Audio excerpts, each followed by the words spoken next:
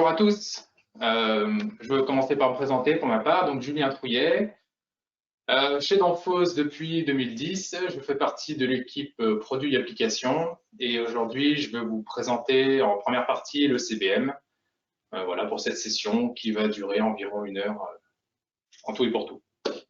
Bonjour, Nicolas Barre. Donc, je suis responsable du SAV chez Danfoss, de la partie service, de la marque de service DrivePro et de la partie formation. Et pour ma part, je vous présenterai DrivePro Remote Monitoring, toutes nos solutions d'accès à distance et de cloud. Allez, à tout de suite. Merci. Donc, je vais commencer cette session aujourd'hui. Donc pour ma part, je vais vous présenter la partie CBM, donc Condition Based Monitoring, qui est la maintenance conditionnelle en français. Voilà, donc c'est une présentation qui fait une petite vingtaine de slides. J'en ai pour entre 20 et 30 minutes. Voilà, puis ensuite je passerai la main à Nicolas qui fera la seconde partie de la présentation. Alors, tout d'abord un petit rappel du CBM et pourquoi le CBM chez Danfoss. Le CBM a été pensé comme une solution se servant des outils actuels. Comme vous le savez, aujourd'hui, tous les variateurs possèdent des capteurs pour le contrôle moteur, pour tout ce qui est contrôle de température. Donc, ces capteurs nous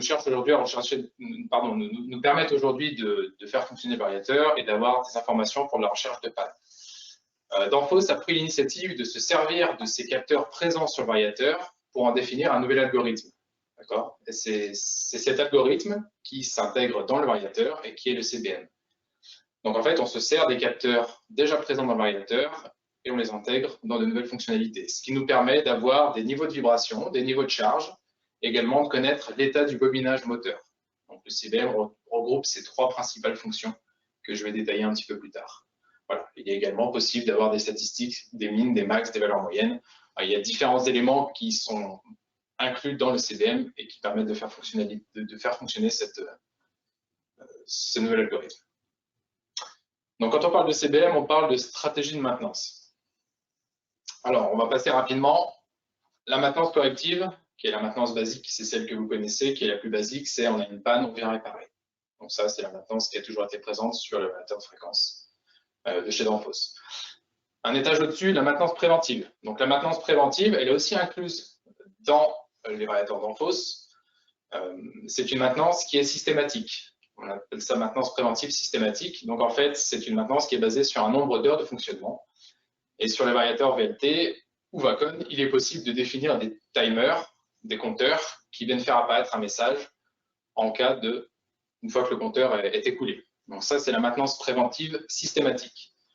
Donc ça, c'est ce qui est inclus aujourd'hui à ce jour dans le variateur Danfoss. Si on passe sur la deuxième case ici, future évolution, on retrouve la maintenance ici sous condition. Donc c'est la maintenance conditionnelle qui est également appelée maintenance préventive conditionnelle. Donc c'est cette nouvelle maintenance qui est le CBM et qui est incluse dans les algorithmes Danfoss. Donc cette maintenance sous condition vous permet de faire de la prévision sur des pannes potentielles du variateur. Voilà, à ne pas confondre avec la maintenance prédictive, qui est le dernier carré ici de cette présentation, qui, elle, va prédire et se base sur les composants du variateur. Je vous donne un exemple. Le prédictif, si on parle par exemple d'un IGBT, s'il fonctionne sous sa température nominale, à 40 degrés, on sait qu'il est fait pour une durée de vie de 10 ans, on va dire. Maintenant, si on travaille dans une ambiance ou dans une température qui est supérieure à 70 degrés, par exemple, le composant et la maintenance prédictive sera capable de prédire et de dire « Attention, je ne veux pas fonctionner 10 ans, mais dans ces conditions, je pourrais être valide que 5 ou 6 ans. » Voilà, donc ça, c'est la prédictive. La maintenance sous condition, ce sont des conditions et des seuils que l'on vient définir au sein du variateur. Donc, on vient visualiser certains signaux, et si jamais on a une dérive dans le temps de ces signaux, on est capable de dire « Attention, une dérive se produit à l'instant T, il y a peut-être quelque chose à prévoir. » Donc, on est sur 2 stratégies de maintenance différentes. La préventive sous condition et la prédictive. Aujourd'hui, on parle de la préventive sous condition. Donc, ce qu'on appelle le CBM, il est inclus aujourd'hui dans la gamme premium des VLT. Donc, on retrouve le 302, le 202, le 102.103 et le FCD 302. Donc, à ce jour, c'est une option logicielle qui est incluse dans les variateurs. qui est soit directement embarqué au sein du variateur lors de la fabrication usine, on peut demander à mettre cet algorithme au sein du variateur lors de la fabrication du variateur, ou alors ça peut être sous forme de licence que l'on vient rajouter après coup. Donc sur un variateur déjà existant, il est possible de venir mettre à jour ou d'insérer une licence pour débloquer cet algorithme CBM. Voilà, donc les deux solutions existent pour du matériel neuf, mais également pour du rétrofit. Voilà, donc ici on retrouve les codes longs chez Danfoss, donc vous avez soit le code standard SXX, ou alors après possibilité de venir insérer, de faire apparaître la licence avec des codes LX, différents codes en fonction des différentes licences que vous insérez dans le variateur. Donc les fonctions intégrées du CBM, 3 fonctions principales. Surveillance des bobinages moteurs. Je reviendrai après sur chaque fonction un peu plus en détail. Surveillance des bobinages moteurs. Surveillance de l'enveloppe de charge. Et puis la troisième fonction qui est la surveillance de la vibration avec la jonction de capteurs pour être capable de mesurer et d'analyser cette vibration. Voilà.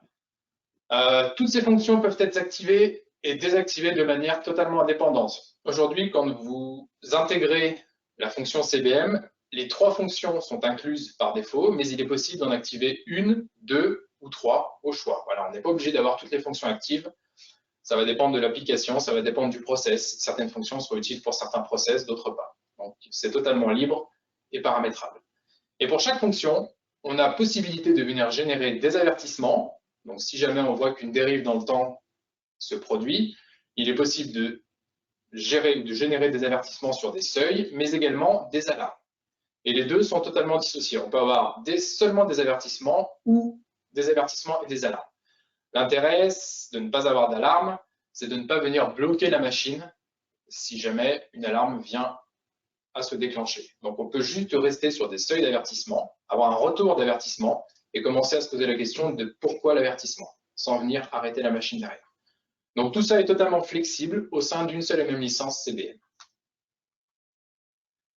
Je rentre un peu dans le détail de chaque fonctionnalité. La première, c'est la supervision bobinage moteur. Alors, je marque ici 100 capteurs. Encore une fois, on se sert uniquement des capteurs embarqués du variateur. Les tors de courant, les 3 tors de courant de chaque phase, permettent de venir mesurer le courant et c'est grâce à ça que l'algorithme va être capable d'être précis et de venir visualiser l'état du bobinage moteur. C'est pour ça également qu'on est sur des gammes premium, puisque les gammes premium incluent 3 tors de courant, une par chaque phase moteur. Donc en général, voilà, je vais simplement lire. Les défauts bobinage se traduisent par des pics de courant de court-circuit. Donc là, on parle d'interspire, on ne parle pas d'un court-circuit franc. On parle vraiment des spires au niveau du bobinage, où on peut avoir une petite perte d'isolation et commencer à avoir des micro-courts-circuits entre les spires du bobinage. Et ça, aujourd'hui, l'algorithme CBM est capable de venir le déceler. Donc en analysant la signature du courant, c'est-à-dire la forme du courant, on va pouvoir voir si on a une dégradation dans le temps, voir si les spires commencent à perdre leur isolation au fur et à mesure. Voilà, donc aucun capteur externe pour cette fonction.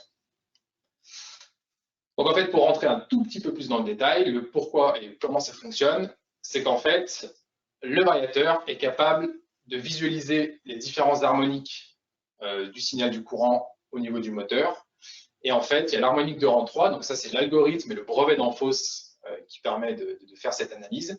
L'harmonique de rang 3 est scrutée, et si jamais on voit une harmonique de rang 3 qui apparaît, on est capable de se dire, attention, il y a un déséquilibre dans les phases de courant du sortie du variateur, et donc une potentielle dégradation de l'isolation des enroulements. Voilà. Donc ici, juste un petit graphe pour vous montrer comment ça se passe. On voit ici les 3 phases moteurs équilibrées avec uniquement l'harmonique principale. Un déséquilibre se crée, on voit que les 3 phases n'ont pas la même forme de courant. On a l'harmonique de rang 3 qui apparaît, et c'est cette harmonique-là, avec l'amplitude différente en fonction de l'état de dégradation du bobinage, qui va être scrutée et analysée. Et on va être capable de vous dire, attention, il y a une dégradation dans le temps. On fait apparaître un avertissement ou une alarme pour dire, voilà, quelque chose se passe, faites analyser le moteur ou regardez ce qui se passe. Voilà. C'était voilà, juste le. Et ça, encore une fois, c'est interne à l'algorithme, c'est totalement transparent pour l'utilisateur. Encore une fois, on ne se sert d'aucun élément externe, c'est tout géré par le variateur, il n'y a pas de capteur, il n'y a pas d'élément externe à rajouter. C'est fait en interne par l'algorithme CBM. Deuxième fonctionnalité, la supervision de la charge. Donc, encore une fois, ici, sans capteur. Alors, comme pour la supervision des enroulements statoriques, on se sert que des tors de courant embarqués du variateur. Pas besoin d'avoir d'éléments externes supplémentaires. Donc cette fonction, on vient faire en fait l'acquisition ici de la courbe de charge ou de courant en fonction de la vitesse. On fait une acquisition, c'est comme ça que fonctionne le CBM. Et ensuite, une fois que l'acquisition est faite, on vient placer des seuils haut et bas, donc ce qu'on appelle une enveloppe. Et si jamais ces seuils haut et bas sont dépassés, on génère des avertissements et ou des alarmes. Donc, cette fonction, voilà, se permet de prévenir tout ce qui est variation de charge sur toute la plage de vitesse de la machine. Typiquement, les applications sur lesquelles s'applique cette fonctionnalité sont le pompage et la ventilation, sont les principaux process qui justifient l'application d'une telle fonction. Donc, on est capable de tester tout ce qui est défaut mécanique ou d'usure sur une roue de pompe. On voit très bien que si la courbe de puissance ou de couple chute d'un côté ou de l'autre, on sait qu'il y a quelque chose qui se passe au niveau de la mécanique. Ça peut être également tout ce qui est filtre sur les centrales de traitement d'air, là, filtre encrassé ou filtre troué. On voit la puissance ou le couple qui d'un coup chute drastiquement, ou alors au contraire, on obtient une surcharge ou une surpuissance, donc ce qui veut dire qu'il y a quelque chose à faire et quelque chose ne se passe pas bien, ou alors de la friction dans les machines. Voilà. Donc là, on vient visualiser la courbe de couple et on vient voir, en mettant des seuils hauts et bas, si on se décale de la courbe standard du process. Donc ça, c'est la supervision de la charge, la deuxième fonction du CBM. Et j'arrive sur la troisième et dernière fonction, qui est la supervision de la vibration. Alors là, contrairement aux deux premières fonctions, cette fonctionnalité nécessite l'adjonction de capteurs externes. On parle de capteurs de vibration standard ici, donc 420 mA, donc ce sont des capteurs qu'on trouve sur le marché de manière totalement standard. Il faut juste qu'on ait un signal 420 mA qui puisse être branché sur le variateur. Et de là, on vient surveiller le niveau de vibration renvoyé par ce capteur. Donc, comme les deux fonctions précédentes, il y a d'abord une acquisition à faire, ce qu'on appelle une baseline, une acquisition, un apprentissage de la vibration machine. Et une fois que l'apprentissage est terminé, on vient placer des seuils hauts. Et si jamais on vient dépasser ces seuils, encore une fois, on a des seuils d'avertissement et un seuil d'alarme pour venir prévenir qu'il y a une dégradation et une déviation dans le temps. Voilà. Chose importante, ici, on vient surveiller, on fait une surveillance de niveau global, pas d'analyse spectrale. Aujourd'hui, on est sur des capteurs 420 mA qui sont capables de venir visualiser des fréquences jusqu'à 1000 Hz maximum. On est de 2 à 10 Hz jusqu'à 1000 Hz à peu près. On ne vient pas faire de l'analyse spectrale, c'est-à-dire qu'on est capable de visualiser des balourds, des desserrages, des défauts d'alignement, donc des vibrations qui peuvent se ressentir. Si on met la main sur la machine, on peut commencer à sentir et à appréhender la vibration. L'analyse spectrale, ce sont des fréquences beaucoup plus élevées, c'est du bruit. Donc ça, aujourd'hui, avec ce type de capteur, on n'est pas capable de l'analyser.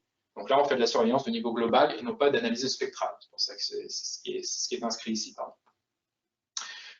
Et de par ce niveau global, on n'est pas capable de détecter de manière anticipée les défauts paliers, qui eux sont des défauts haute fréquence et qui s'apparentent plutôt à du bruit. Donc aujourd'hui, avec nos solutions, ce ne sont pas des cibles que l'on vise. Voilà, donc le variateur surveille le niveau vibratoire en corrélation avec la vitesse moteur. Ça aussi, c'est un fort intérêt du CBM, c'est qu'on vient corréler la vitesse avec la vibration. On n'est pas sur un niveau de vibration standard à une vitesse unique, on vient vraiment découper la plage de fréquence de fonctionnement du process et on vient la corréler avec la vibration pour être vraiment au plus précis et venir répondre à toute la plage de vitesse de fonctionnement du process. Voilà, et on vient générer des avertissements et ou des alarmes, bien évidemment, pour voir s'il y a une dérive dans le temps par rapport à la signature originale. Voilà, donc ici, on peut voir ici différentes photos avec des capteurs de vibration sur de la ventilation. On a également des compresseurs ici sur lesquels on vient placer des capteurs de vibration. Et puis après, voilà, les capteurs peuvent se placer aussi bien du côté de la charge que du côté moteur. Tout dépend de ce que l'on souhaite visualiser. Ça, il n'y a pas vraiment de loi. Nous, ce qu'il nous faut, c'est qu'on puisse acquérir le signal 420 mA pour ensuite venir l'analyser. Voilà. Donc là, cette fonction nécessite forcément des capteurs externes, qui ne sont pas de la fourniture d'Enphos, mais encore une fois, les capteurs IFM, enfin voilà, tout ce qu'on trouve sur le marché en capteur de vibration avec un signal 420 mA est totalement compatible avec cette fonctionnalité. Donc, principe de fonctionnement, voilà, le CBM chez Danfoss, comment il fonctionne? Le logiciel Danfoss MCT10, que tout le monde connaît, qui est le même sur tous les produits Danfoss. Pas besoin de logiciel supplémentaire, on reste avec le même logiciel. Il y a juste un nouveau plugin qui vient se rajouter. Donc, le petit plugin, c'est la petite fonction ici qui s'appelle le CBM, donc qui permet d'avoir une interface graphique et de mettre en place facilement toutes les fonctionnalités du CBM. Donc, le principe, il est simple. On vient d'abord créer des courbes de référence, qu'on appelle baseline. Donc, la première fois qu'on met le CBM en route, on vient faire l'apprentissage de tous les différents signaux pour les enroulements moteurs, pour l'enveloppe de charge et également pour ce qui est vibration. Donc, il faut forcément un apprentissage pour qu'on ait une image de la machine à l'instant T0. Voilà, il faut qu'on ait une photo du comportement de la machine à l'instant T0. C'est pour ça que ces fonctionnalités peuvent être également très utiles en particulier la vibration pour du rétrofit, parce qu'un moteur qui a déjà tourné, qui a déjà quelques années, on peut quand même venir lui placer un capteur, faire une photo à l'instant T0 au moment où on met le capteur, et ensuite voir si dans le temps, on vient avoir une déviation. On n'est pas obligé de mettre les capteurs sur des machines neuves. Les rétrofits sont également une part du marché pour le CBM. Donc on fait un apprentissage sur une durée limitée, donc on peut aller de 1 minute à 6 mois. Voilà. On a un paramètre qui nous permet de choisir le temps d'apprentissage. Donc 1 minute, on se doute bien que l'apprentissage sur une machine n'est pas vraiment suffisant, mais bon voilà, généralement il faut partir sur plusieurs semaines pour avoir vraiment une image sur le comportement global de la machine et prendre tous les états de fonctionnement possibles. Voilà, et une fois qu'on a fait cet apprentissage, on vient mettre ensuite des seuils. Donc on récupère une courbe qu'on appelle la baseline, hein, qui est donc la signature, la courbe de référence. Et sur cette courbe de référence, on vient mettre des seuils, donc 2 seuils d'avertissement possibles et un seuil d'alarme. Voilà. Encore une fois, le seuil d'alarme qu'on peut ne pas activer si on ne souhaite pas que la machine s'arrête. Ça, après, c'est au choix du client. Et en cours de fonctionnement, eh ben, la valeur actuelle de vibration, d'enveloppe de charge ou alors d'isolation du stator est comparée en permanence à ces seuils. Et si jamais on vient dépasser les seuils, pendant un certain temps, on peut mettre des tampos hein, pour mettre des filtres, eh bien, on vient lever un flag, un drapeau en disant attention, quelque chose se passe. Voilà, le principe de fonctionnement est là. Un apprentissage, mise en place de seuils, et on vient comparer les valeurs actuelles à ces seuils. Voilà, donc ici une petite présentation, ce qu'on appelle baseline, hein, c'est vraiment l'apprentissage et les seuils. Ici, vous avez justement le plugin MCT10 avec la mise en place. Hein, on retrouve différentes courbes hein, qui correspondent ici au baseline, c'est tout ce qui est apprentissage. Donc pendant l'apprentissage, on relève la valeur moyenne, on relève les valeurs min-max. Voilà, on a différentes valeurs, c'est pour ça qu'ici on a différents points de valeur. Ensuite, on a les différents seuils avec les avertissements. Ici, jaune et orange, hein, vous avez des avertissements niveau 1, avertissement niveau 2, jaune, orange, et puis alarme, qui là vient arrêter la machine si besoin. Donc comment ça se passe? Ici, on a toute la plage de fréquence, hein, 2800 tours et ici 3000 tours par minute, qui est coupée en 20 segments. Et sur ces 20 segments, c'est automatiquement fait par le CBM, sur ces 20 segments, on vient relever les valeurs des signaux, donc soit des capteurs de vibration, ou alors le couple ou l'état du stator que l'on vient ici pour l'apprentissage. Donc on vient ici couper la plage de fréquence en 20 segments. Voilà. Et ensuite, une fois qu'on a ces seuils et ces différentes baselines, on vient appliquer ces seuils à ce moment-là. Donc pour les seuils, il y a différentes méthodes. Hein. On peut se baser sur la valeur et rajouter un offset. Ou alors, on peut rajouter un facteur. Voilà, on a différents types de seuils à appliquer, de formes de seuil. Ou alors, après, on peut mettre des valeurs absolues, comme ici une alarme, hein, hop, qui est donc la même sur toute la plage de fréquence. Donc, c'est totalement paramétrable, totalement flexible. Voilà, si on sait ce qu'on veut faire, ou si on est capable de mettre ça en place assez facilement sur le CBM. Encore une fois, ça, c'est le plugin du logiciel MCT10. Donc, si vous avez MCT10, vous pouvez récupérer, je vous rappelle, gratuitement sur Internet. Il est possible d'utiliser le plugin de manière très, très facile. Ici, une petite visualisation en live. Donc ça, c'est pareil, ça fait partie du MCT10. On a ici un onglet qui s'appelle le monitoring, où on est capable de voir en live où c'est qu'on est. Donc ici, on a les seuils qui sont placés. Vous voyez, seuil d'avertissement 1, avertissement 2 et seuil d'alarme. Et ici, ma petite croix, c'est ce qui se passe en temps réel. Donc ici, je suis sur ma vibration, je tourne à 1018 tours par minute, je suis au-dessus de mon seuil d'alarme. Suite à une tempo qui est paramétrable, je viens faire déclencher mon variateur et je passe ici en alarme à 512.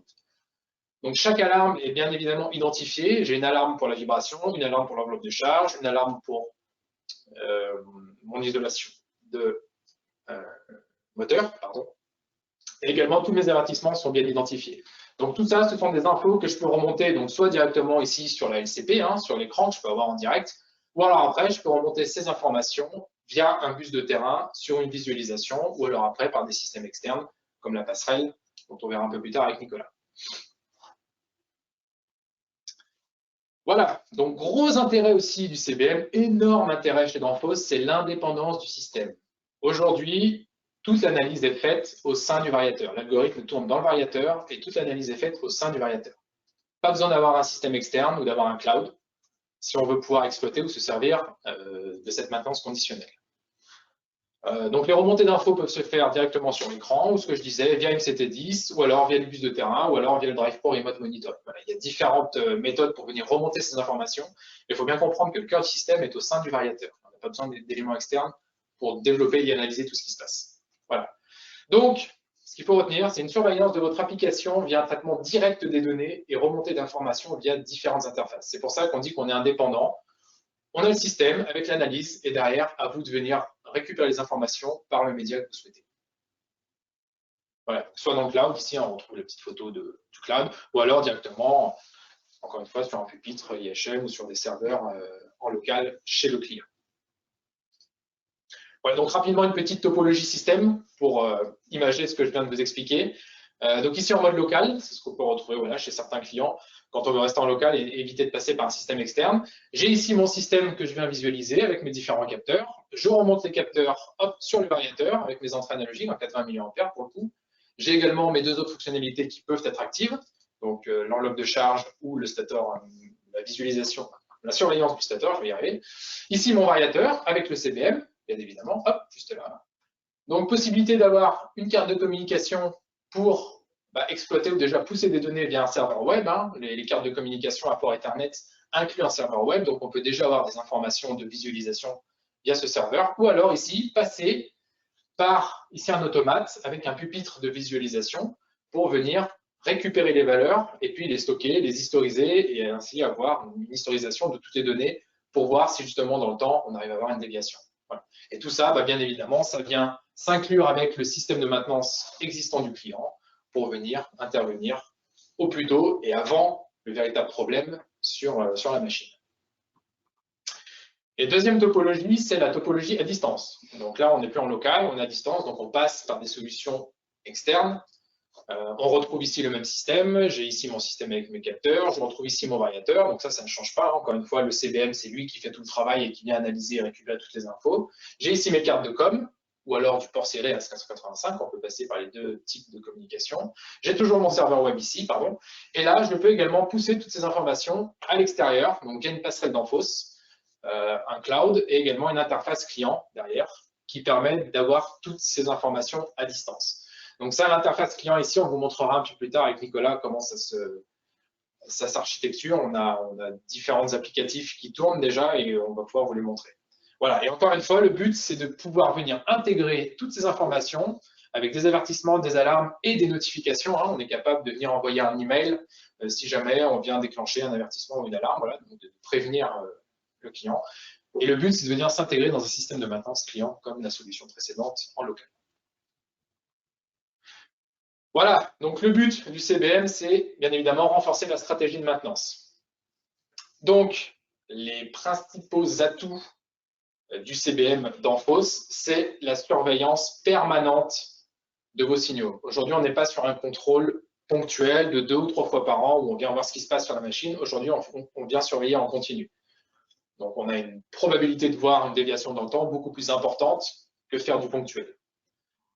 Voilà, on passe de la transition planifiée, donc de la maintenance préventive, à de la maintenance conditionnelle, donc préventive sous condition. Voilà, on n'est plus sur du systématique, on est sur du conditionnel, ce qui nous fait gagner un échelon de plus dans l'étape et dans la stratégie de maintenance. Donc bien évidemment, c'est une solution très rentable par rapport au système complexe. Je veux dire, aujourd'hui, vous n'avez que la licence CBM à inclure. Donc c'est du soft qui est inclus dans le variateur d'Enphos. C'est beaucoup moins onéreux qu'un système à venir avec des appareils spécialisés pour se connecter et voir ce qui se passe sur la machine en direct. On augmente la disponibilité de l'application, bien évidemment, c'est le but de la stratégie de maintenance préventive, hein, c'est d'anticiper les défauts et donc de prévoir les interventions quand il faut. Et ça convient également aux emplacements éloignés et aux appareils difficiles d'accès, si jamais vous avez des remontées d'infos qui se font via un IHM, parce que vous avez des appareils un peu distants, ou alors via le cloud pour avoir des accès à distance de ce type d'informations. Juste petit cas concret, c'est le dernier slide pour moi, ensuite je laisserai la main à Nicolas. Ici, une visualisation justement de ce qu'il est possible d'avoir via la passerelle. Hein. On a directement ici différentes valeurs. Et ici, par exemple, vous avez l'image du couple qui pourrait correspondre à l'enveloppe de charge hein, pour l'applicatif. Et on peut voir dans le temps que le couple ici vient à se dégrader. Donc ça permet de commencer à mettre un flag, à allumer une lumière et se dire attention, il y a quelque chose qui se passe. Et donc, il y a peut-être quelque chose de pas bien qui se passe et à se poser les bonnes questions en tout cas. Voilà. Voilà pour ma part sur la partie CBM. Je vais maintenant laisser la main à Nicolas qui va vous présenter la seconde partie. Je vous remercie.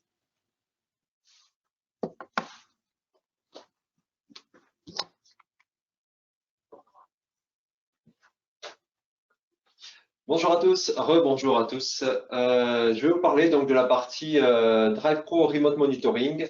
L'intérêt de cette solution, c'est de remonter l'ensemble des informations dans le variateur au niveau d'un cloud via une passerelle et d'avoir en fait un dashboard, un tableau de bord qui vous permettra de suivre toutes vos installations à distance, d'être informé en cas de panne, de voir des déviations sur le système afin d'intervenir. Et également ce qu'on va appeler DrivePro Remote Support Expert, ça veut dire de pouvoir prendre la main à distance sur le variateur pour réaliser un diagnostic. On va décrire en 10 points facilement cette solution DrivePro Remote Monitoring qui va permettre, comme je vous disais, de centraliser toutes vos informations de plusieurs sites, de plusieurs usines sur un seul point d'entrée au niveau d'Enphos via un accès web. Première chose, on va parler de l'offre DrivePro. Je pense qu'aujourd'hui, pas mal de monde autour de ce webinaire connaissent ou connaissent pas notre offre DrivePro. DrivePro, c'est la marque de service que Danfoss a lancée maintenant il y a à peu près 3 ans. Le but de cette marque de service, c'est d'accompagner l'ensemble de notre parc variateur et d'accompagner nos clients sur toute la durée de vie du variateur. En fait, on va commencer par, première chose, la mise en service. Typiquement, vous avez acheté un variateur neuf, on a une solution de mise en service, on va l'appeler DrivePro Startup, de l'extension de garantie, des pièces détachées, de l'échange. On va également suivre le parc complet avec de la maintenance préventive, des mises à jour régulières, du remote monitoring qu'on va détailler aujourd'hui, du support à distance et après ça peut être également de l'échange de variateurs quand on est arrivé en bout de vie sur les variateurs. Et on aura également une partie qu'on va traiter justement sur la gestion du cycle de vie des variateurs chez Danfoss. Alors, DrivePro Remote Monitoring, c'est une offre complète de support Danfoss qui va vous permettre en fait d'avoir la visualisation, comme je vous disais tout précédemment, de l'ensemble de votre installation et de l'ensemble du variateur. On va pouvoir remonter toutes les variables intéressantes sur le variateur, la puissance, le courant, et également, pour faire écho à la présentation précédente de Julien, toutes les données enregistrées sur le CBM. C'est-à-dire qu'on va pouvoir avoir les données de visualisation sur la vibration, sur l'enveloppe de charge, etc. Donc ça va vraiment être DrivePro Remote Monitoring, une solution de stockage de toutes ces informations dans le cloud. Et également d'être informé en cas de défaut et également de stocker l'ensemble de vos paramètres dans ce cloud Danfoss. On a l'autre partie qui est DrivePro Remote Expert. DrivePro Remote Expert, c'est ni plus ni moins que via cette même passerelle, on peut se connecter à distance sur l'appareil. Un expert Danfoss se connecte à distance et prend la main sur votre appareil pour effectuer le premier diagnostic. On verra tout à l'heure tout l'intérêt de cette solution-là. Alors, qu'est-ce qu'on retrouve comme support? On va retrouver des supports à distance, donc les supports à distance, et également ce qu'a présenté Julien, les solutions de CBM. Tout ça peut être rassemblé directement dans DrivePro Remote Monitoring. Là, il y a une petite erreur, c'est DrivePro Remote Expert et non Remote Monitoring. Donc, qui sont pour des solutions correctives. Ça veut dire qu'il y a un défaut, on peut être alerté par DrivePro Remote Monitoring et un expert se connecte sur votre variateur. On est dans le correctif. L'intérêt de la solution précédente de DrivePro Monitoring là-dessus, c'est d'être alerté à l'avance, de surveiller et de pouvoir prévoir les interventions sur vos variateurs en cas de déviation du système par rapport à sa baseline, on va dire. Voilà. Et également, pareil, si on voit des températures radiateurs qui augmentent, on peut également prévoir une intervention pour le nettoyage, le remplacement de cette solution de ventilation. Donc, tout l'intérêt de DrivePro Remote Monitoring, d'avoir cette historisation, on va le voir tout à l'heure, qui peut aller jusqu'à 1 an dans le cloud. Alors, les caractéristiques clés. L'intérêt de DrivePro Remote Monitoring, c'est l'expertise technique. C'est-à-dire que vous avez aujourd'hui des mesures précises et identifiées sur le variateur et qui remontent pour avoir un aperçu complet de votre variateur. Une réponse rapide. Ça veut dire qu'aujourd'hui, vous êtes alerté si il y a une alarme ou un avertissement sur le variateur, ça remonte au niveau du cloud et vous avez une notification par email de cette défaillance. Ensuite, l'historisation se fait dans des serveurs sécurisés et via un accès web qui permet d'avoir n'importe où vous êtes, que ce soit vous, que ce soit l'expert d'Enphos ou même notre partenaire de service, notre partenaire de vente, a accès à distance à votre système via un accès web et une passerelle web standard comme on peut connaître aujourd'hui facilement sur le web, et l'intégralité est sécurisée. Alors, aujourd'hui, le but de ça, c'est d'apporter de la valeur ajoutée. Aujourd'hui, on travaille, voilà, si on se met d'un point de vue utilisateur final, on peut avoir plusieurs sites, on peut avoir plusieurs machines, on peut avoir plusieurs unités. Ça permet dans une seule passerelle, dans un seul cloud, un seul dashboard, de rassembler plusieurs unités et d'avoir une visu globale de l'ensemble des convertisseurs installés. On a également cette solution qui peut être développée pour les OEM, donc fabricants de machines. L'intérêt d'un OEM, c'est de connaître son parc machine, et quand on a une machine qui est loin dans le monde, ça peut être aussi de surveiller cette machine en cas de défaillance, de pouvoir apporter le meilleur service à son utilisateur final s'il y a une défaillance sur ce convertisseur ou une défaillance sur la machine. Et l'autre point important de DrivePro Monitoring, c'est aussi toute la partie service, les parties maintenance, etc., qui peuvent avoir une supervision globale de l'ensemble des convertisseurs sur le site. C'est-à-dire qu'on a une interface dédiée à la conversion de fréquence et à surveiller cette conversion à distance. Alors, les fonctionnalités qu'on retrouve. On l'a vu tout à l'heure, c'est une connexion sécurisée. Vous pouvez vous connecter via n'importe quel appareil. Il y a un portail web sécurisé et on le verra tout à l'heure avec Julien, comme il a dit, on va se connecter sur cette interface et vous verrez l'intégralité des fonctionnalités. On peut personnaliser le dashboard, on peut faire des filtres, mettre des favoris, etc. quand on a une installation critique à suivre. Ça, on va le voir tout à l'heure. On a également, comme on disait tout à l'heure, une vue d'ensemble. C'est-à-dire que vous pouvez retrouver la localisation sur une carte. Donc ça peut être aussi très intéressant sur des solutions globales, décentralisées, où c'est qu'on peut retrouver plusieurs sites, du multi-site, du multi-pays. C'est vraiment un des avantages complets, c'est qu'on peut travailler sous forme de carte avec Google Maps. On a les tableaux de bord. Ça va être vraiment l'intérêt de cette solution web là-dessus, où c'est qu'on va retrouver l'intégralité des valeurs importantes du variateur qui vont être sous forme instantanée ou sous forme de graphe qui peut aller jusqu'à 1 an. On va le voir tout à l'heure. On a l'historisation, comme je vous disais, voilà les valeurs qui peuvent aller jusqu'à 1 an. Et l'intérêt de stocker les valeurs, c'est d'avoir justement cette historisation qui va nous permettre de voir une déviation sur le temps.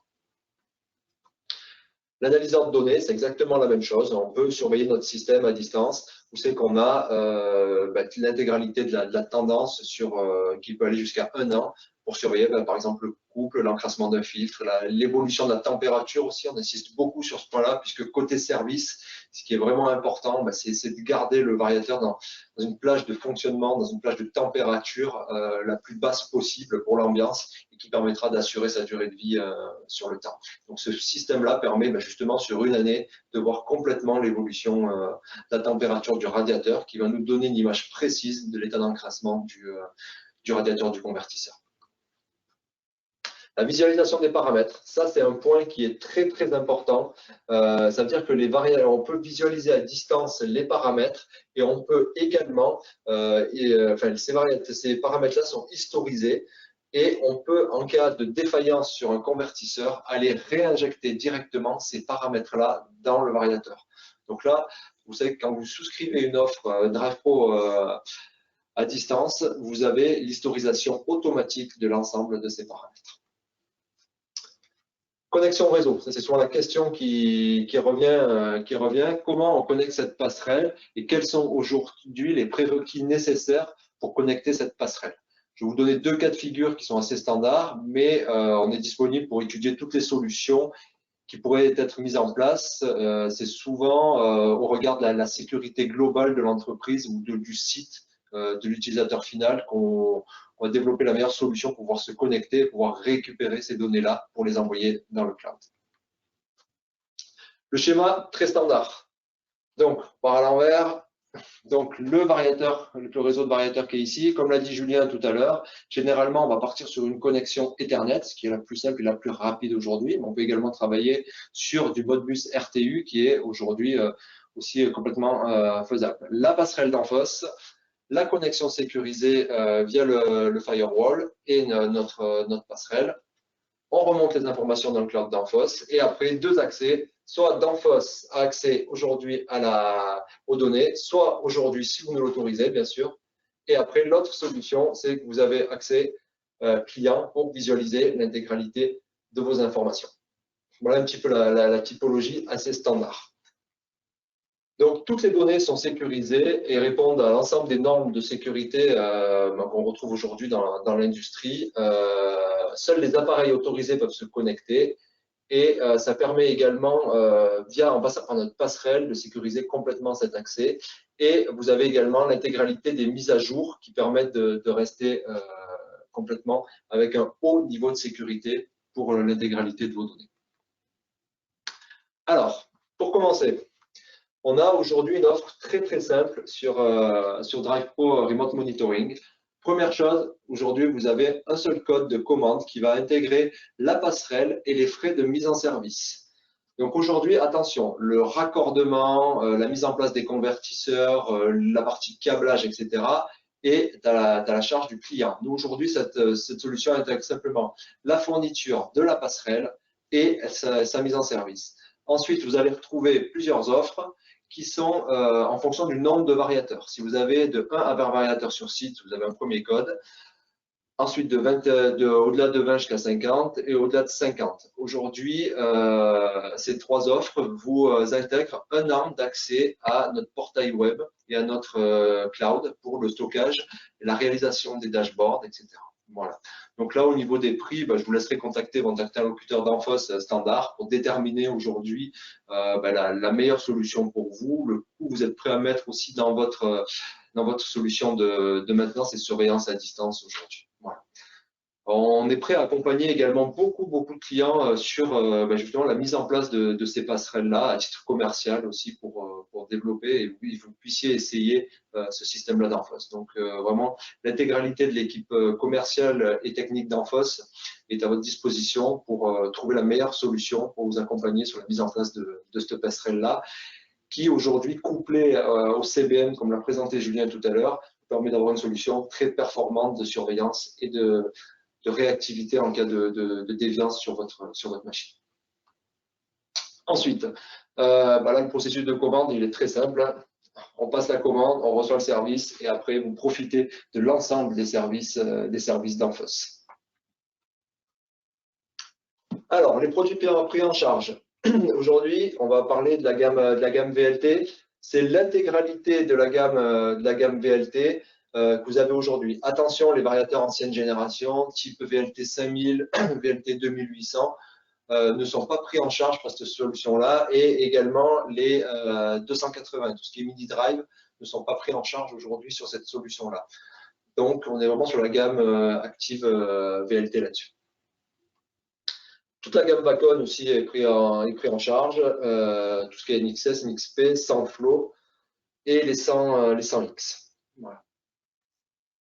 Alors, on va faire une petite aparté justement sur le cycle de vie des variateurs. J'ai commencé à vous parler justement de variateurs VLT 5000, VLT 2800 tout à l'heure. On a également une nouvelle génération d'appareils qui va arriver sur le marché dans les années à venir. Donc, on introduit maintenant depuis plusieurs années la notion de la gestion du cycle de vie. Aujourd'hui, un variateur Danfoss est très fiable, ça a une durée de vie très élevée. Mais au bout d'un certain temps, il y a quand même aussi, il faut penser à son remplacement. Et ce qu'on va appeler chez nous, c'est la solution rétrofit. Aujourd'hui, l'offre DrivePro vous accompagne justement dans cette offre de rétrofit. Ça veut dire l'intégralité des experts Danfoss vous accompagne pour migrer une ancienne génération de variateurs, que ce soit Danfoss ou autre, vers notre nouvelle génération de convertisseurs. Alors, on retrouve dans la gestion du cycle de vie 4 choses. La phase active. Donc, active, c'est ce qu'on appelle par exemple, si on fait l'analogie avec les variateurs VLT, c'est vraiment la gamme VLT, la gamme FC que vous avez aujourd'hui, ce qu'on appelle en gamme active, tous les produits qui sont disponibles aujourd'hui sur le marché. Vous avez après l'offre limitée. L'offre limitée, c'est par exemple les anciennes générations de variateurs D qui se sont arrêtées par exemple en 2013-2014, où c'est qu'on produit encore des pièces détachées. Ça veut dire que là, chez Danfoss, du moment de l'arrêt de production jusqu'à cette fin limitée, vous avez 10 ans. Danfoss s'engage à produire, à apporter du support et de la pièce détachée pendant 10 ans sur sa gamme de variateurs. Ensuite, on passe à la gamme inactive, à la phase inactive. La phase inactive, qu'est-ce que c'est? C'est de l'arrêt de production des pièces détachées, donc arrêt de production du produit, arrêt des pièces détachées, donc là vous avez 10 ans, et ensuite à partir de cette phase-là, on passe en inactif, ça veut dire qu'il n'y a plus de pièces détachées. Danfoss est encore capable de vous apporter du support, mais il n'y aura plus de pièces détachées. Donc c'est dans cette phase inactive qu'il est important de travailler, même en amont, sur les rétrofits des produits. Voilà. Et la phase nouvelle, bah ça c'est par exemple notre nouvelle génération, c'est ce qu'on va appeler les variateurs en gamme nouvelle. Voilà. Donc, c'est ce que je viens de vous expliquer, résumé sur ces slides-là. Donc, la gamme FC, aujourd'hui actuelle, on est en active. Les VLT 5000, 6000, 8000 que vous avez déjà vus sont par exemple sur de la gamme inactive. Voilà. Aujourd'hui, donc là, toutes les usines, si vous avez des sites équipés justement de ces appareils-là, il est important de travailler aujourd'hui sur des solutions de rétrofit. Ensuite, on peut faire l'analogie justement de ce cycle de vie avec notre offre complète Drive Pro.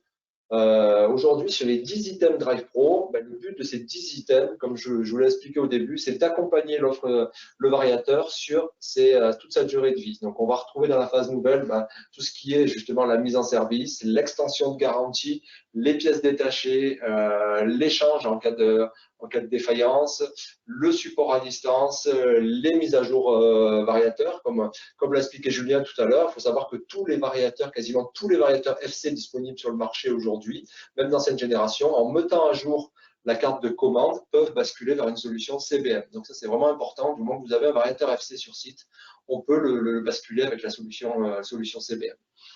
Et de la maintenance préventive aussi sur les convertisseurs de la génération active. Ensuite, vous allez retrouver ce qu'on appelle les phases limitées. Donc là, on va retrouver de la pièce détachée sur 10 ans, de la maintenance préventive et du Drive Pro rétrofit, aujourd'hui son remplacement. Et ensuite, comme on l'a vu tout à l'heure, quand il s'agit d'un variateur en phase inactive, ce qu'on appelle du rétrofit là-dessus. Voilà.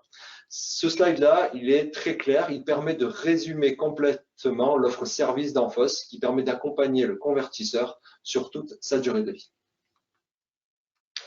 Donc la politique de suivi du cycle de vie, ce que je vous ai expliqué tout à l'heure, c'est 10 ans de production des pièces détachées après l'arrêt de production officiel des convertisseurs. Voilà. Alors, la connectivité. Comment on se connecte sur le réseau?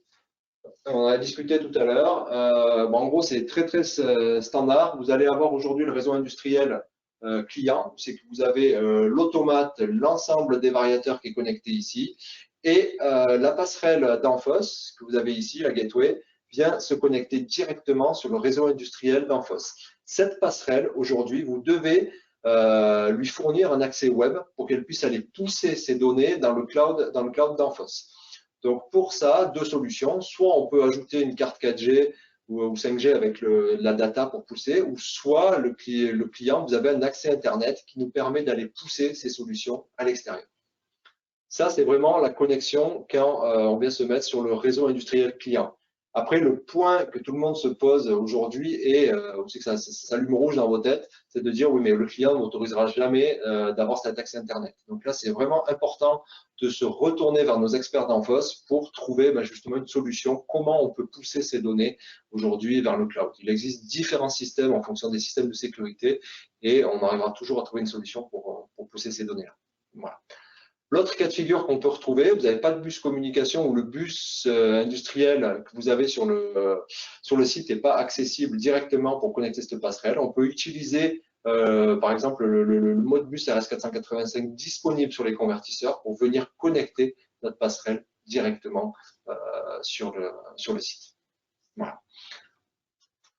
Ensuite, on va un petit peu détailler un cas de panne et l'intérêt d'avoir Drive Pro Monitoring lorsque vous avez une éventuelle panne sur votre système. Cas de figure standard. Vous êtes en production, panne sur le convertisseur, on fait une analyse, on commande les pièces, on répare et on peut redémarrer. Donc le temps d'arrêt aujourd'hui est important puisqu'on n'a pas vu arriver cette panne, on n'a pas été suffisamment averti en amont de cette panne-là. On n'a pas vu que la température radiateur, par exemple, augmentait.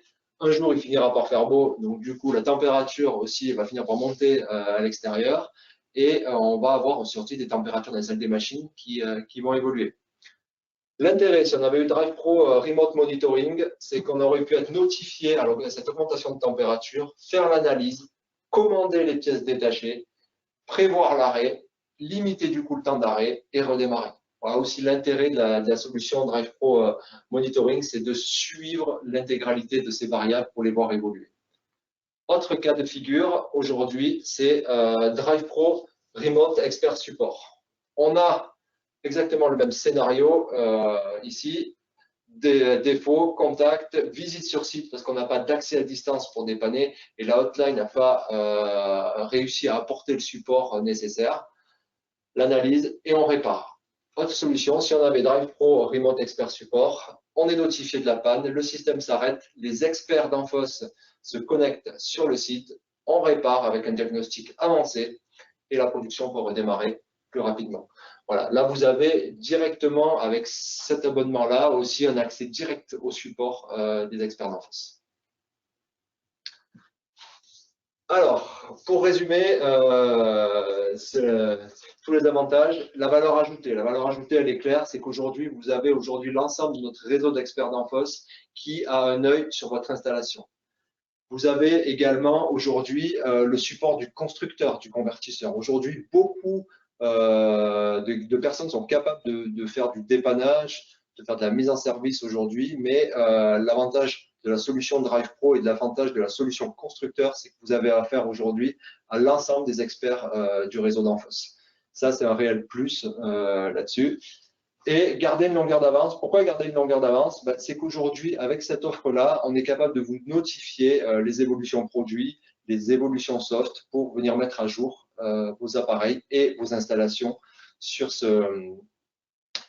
l'ensemble de vos sites. Donc là, j'ai repris le petit logo, le logo d'Enphos. Restez calme, vous êtes couverts. Ouais, pas de stress, il y a d'Enphos. Ok. Donc aujourd'hui, on a un seul objectif en tête, c'est garder un haut niveau de service au niveau de nos clients.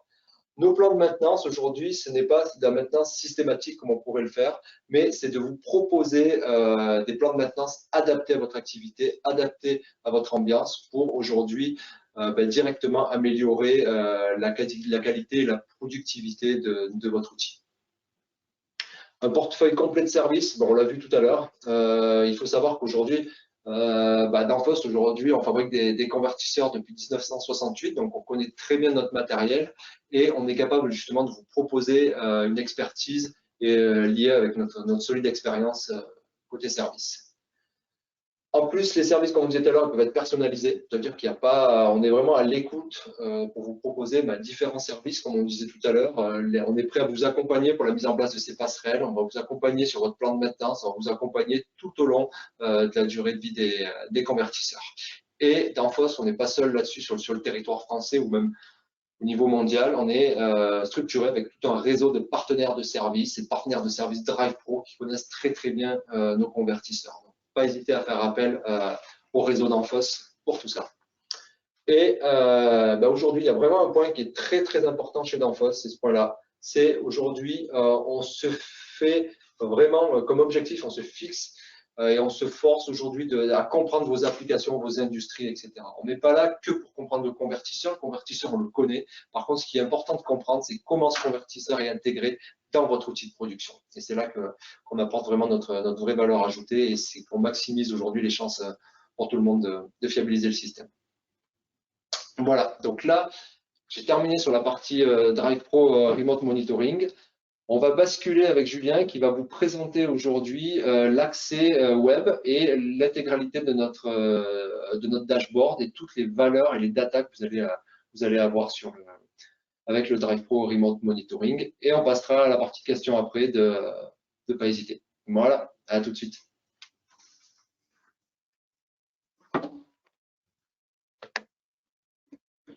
Bien, je reprends la main. Donc là, comme l'a dit Nicolas, je vais repasser sur la partie donc Remote Monitoring, donc accès à distance.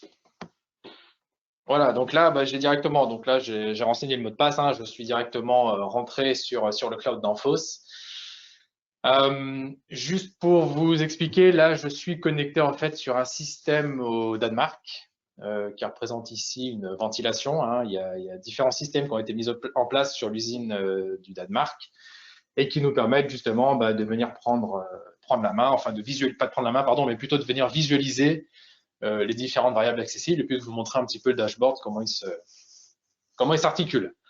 Donc là, je suis sur la page ici principale. Alors voilà, la composition est assez simple. Hein. Vous avez la page principale avec sur la partie gauche l'état du variateur, ma connexion ici qui est bonne et différents indicateurs, donc représentés sous forme de, je sais pas comment on appelle ça, de donuts ou enfin voilà de ronds, et avec les valeurs pour chacune des variables.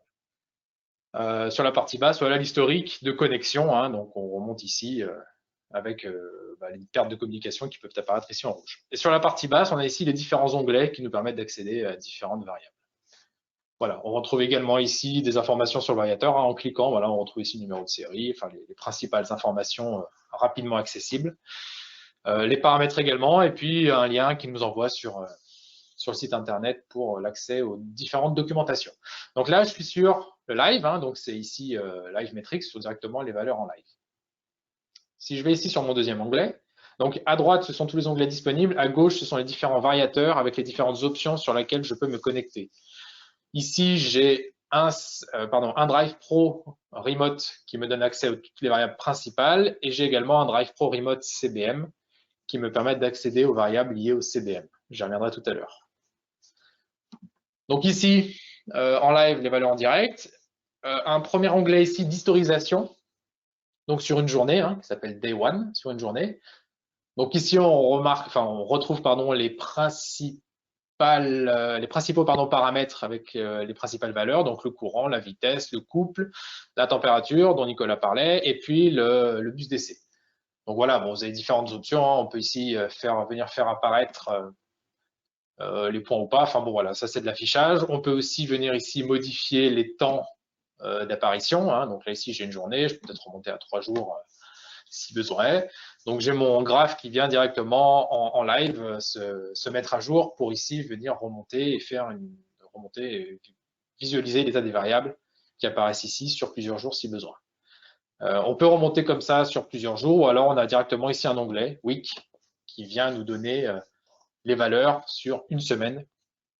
Donc qui nous permet d'avoir une visualisation plus lissée. On retrouve les mêmes variables ici visualisées avec différentes couleurs. Donc en rouge, en orange, les valeurs moyennes. Et puis en bleu, vous avez les enveloppes de valeurs min-max qui ont été relevées pendant ici cette semaine. Hein. Tout comme précédemment, on peut ici remonter sur 2 ou 3 mois en venant ici définir une date. Donc vous retrouvez ici toute l'historisation dont Nicolas parlait, avec le véritable intérêt de suivre l'état et la variation des différentes variables principales et de voir si une déviation vient en effet se produire dans le temps. C'est aussi un indicateur qui permet de connaître l'état de fonctionnement du système. Hein. Ici, on peut bien voir que au sein d'une semaine, on a les semaines de 5 jours où on voit que ça a bien travaillé, puis hop, les week-ends où on ne travaille pas. Donc, on peut également voir l'état de l'évolution du fonctionnement de la machine, voir si le fonctionnement est correct ou pas sur la semaine ou sur la journée. Voilà. Ensuite, onglet suivant, analyse des données. Donc là, on peut analyser certaines variables. Donc vous avez un menu déroulant pour visualiser, encore une fois, les principaux paramètres nécessaires à de la visualisation, mais sur une période beaucoup plus courte. Voilà, c'est ce qui permet de faire une analyse un peu plus poussée. Donc ici, la fréquence, le courant, hein, vous voyez, ici j'ai une journée de visualisation. Pareil, je peux faire afficher je peux afficher les points, je peux ne pas afficher les points. On est toujours dans une logique de venir afficher et de visualiser le retour des variables principales que l'on souhaite connaître. Voilà. Donc, c'est uniquement des questions de précision, de timing qui diffèrent en fait entre ces différents onglets. Voilà, et si je continue, le data row. Donc, encore une fois, ici, pareil, on vient encore zoomer un peu plus. Et ici, on est capable de visualiser. Donc là, on a sur voilà, 11h20, les 10 dernières minutes. Ici, pareil, les principales, encore une fois, on retrouve les mêmes paramètres, avec possibilité de venir exporter ces paramètres au fichier CSV. Hein, donc, en cochant la case, on vient exporter sur un fichier Excel et on peut après venir analyser, faire des tableaux, enfin voilà, tout ce qui va bien avec un outil Excel derrière pour faire du traitement et de l'analyse. Voilà, donc ici, on a les 3 courants par défaut. Avec ici, on retrouve le, je sais plus comment ça s'appelle, enfin, chaque nom en bas qui est défini. Paramètres. Donc là, on retrouve tous les paramètres avec les valeurs en direct des variateurs. Hein. Vous avez possibilité d'avoir directement accès à certains paramètres voilà, en tapant ici le courant, par exemple. Ouais, si je mets d'espace ici, courant. Donc là, dès que le mot courant apparaît, voilà, vous avez ici à venir sélectionner la bonne variable qui vous intéresse et d'avoir les valeurs en direct. Et puis, dernier onglet, c'est les alarmes. Donc, avec l'historique des alarmes, au même titre que ce que vous retrouvez aujourd'hui sur l'affichage de la LCP, hein, avec les 10 derniers défauts, vous retrouvez ici les derniers défauts avec les codes d'accès, enfin les codes défauts, pardon, les codes internes, le temps qu'elle s'est apparu et tout ce qui va bien pour connaître les dernières alarmes du variateur. Voilà, donc là, on est sur le dashboard, on va dire, standard des variateurs. C'est celui qui est présent sur tous les variateurs de base. Hein, ça, c'est vraiment les onglets et qui évoluent dans le temps. Hein, ce sont les dashboards évoluent, des mises à jour sont faites régulièrement pour intégrer des nouvelles variables, des nouveaux paramètres, des nouvelles interfaces de visualisation. Bref, c'est en perpétuelle évolution. Et de la même manière, si vous avez des retours sur certaines variables qui pourraient être visualisées, on est aussi à l'écoute et on fait évoluer, on remonte ça à l'usine et le développement est capable d'intégrer assez facilement, c'est que du soft, des informations qui seraient nécessaires pour vos process. Voilà, et ensuite, si je passe ici sur donc le même variateur, mais celui-ci qui est donc bien équipé du CBM, on retrouve tous les onglets liés au CBM en direct. Hein, donc c'est un peu la même interface que lorsque vous êtes connecté en direct sur le variateur avec MCT10. Vous pouvez retrouver ici l'onglet de visualisation, donc avec mes fameux seuils, donc seuil d'alarme 1, seuil d'alarme 2, et seuil d'avertissement pardon 1, seuil d'avertissement 2 et mon seuil d'alarme, avec ici l'état de ce qu'on visualise. Hein. Donc là, je suis sur le stator, hein, la fonction affichée, c'est mon stator. Et ici, le point noir, c'est l'état aujourd'hui actuel. Donc là, mon moteur tourne à 1340 tours et mon niveau d'isolation et désenroulement est plutôt bon puisque je suis bien en deçà des différents niveaux d'avertissement. Et je retrouve la même chose pour mon enveloppe de charge. Donc ici, je vois que je visualise mon enveloppe de charge. Et avec ici, hop, mes seuils qui ont été définis par rapport à une baseline qui a été faite au préalable. Hein, je vous rappelle, on vient de définir des seuils par rapport à un apprentissage qui a été fait. Je retrouve ici mes 3 différents seuils. Voilà, et puis je retrouve la même chose sur ma vibration.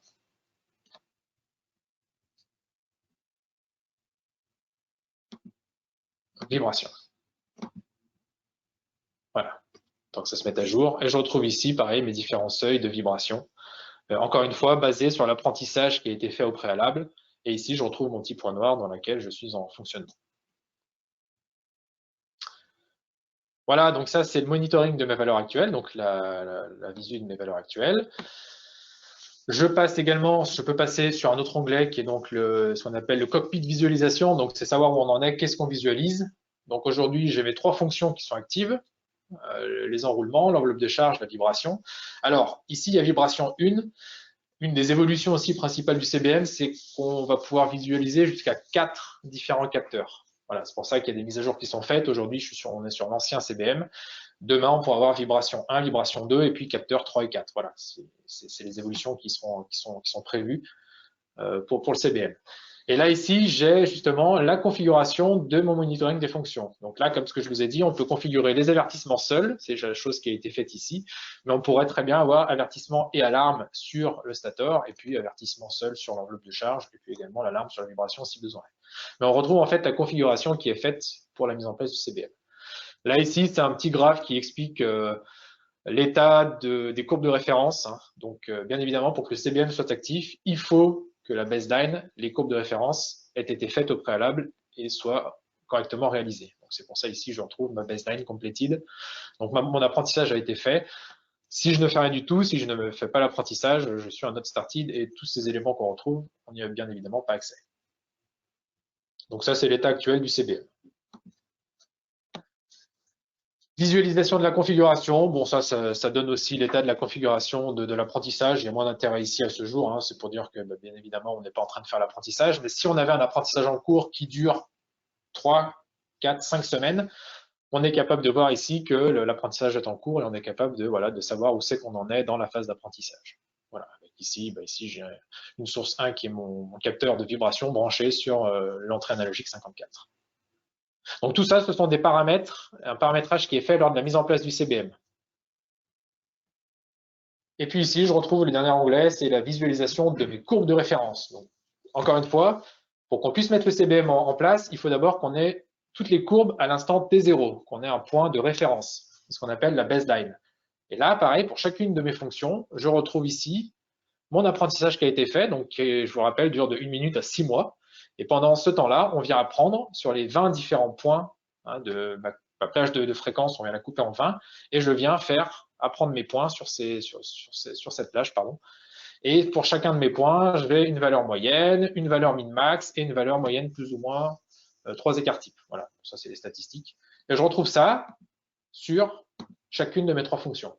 Donc ça, c'est ma courbe de charge, d'apprentissage. Donc on retrouvait bien sur mes seuils, on retrouvait bien ces formes-là, donc en mettant un avertissement un petit peu au-dessus, le 1, un avertissement 2 encore un petit peu au-dessus, puis un seuil d'alarme totalement absolu sur toute la plage de fréquence. Et puis je retrouve aussi également ma baseline sur ma partie vibration. Donc encore une fois, les valeurs moyennes, les valeurs min-max. Donc on a différents marqueurs et différents indicateurs. Et ensuite, on décide quelle courbe on prend comme référence. Voilà, baseline visualisation. Voilà, un petit peu rapidement, il n'y a rien de plus aujourd'hui. Encore une fois, c'est des choses qui évoluent dans le temps. Au fur et à mesure que des nouvelles fonctionnalités sont intégrées au CBM, des nouveaux onglets viennent apparaître ou alors sont complétés. Voilà, c'est totalement évolutif. Le CBM est intégré dans le dashboard, ou alors, encore une fois, vous avez accès à toutes les variables dont vous parlait Nicolas précédemment, avec les valeurs principales des variateurs, donc tout ce qui est consommation de courant, tout ce qui est en effet température du radiateur, voilà, toutes les principales informations nécessaires du diagnostic avancé, ou en tout cas anticipé pour les variateurs de fréquence. Voilà, moi écoutez, pour ma part, c'est terminé.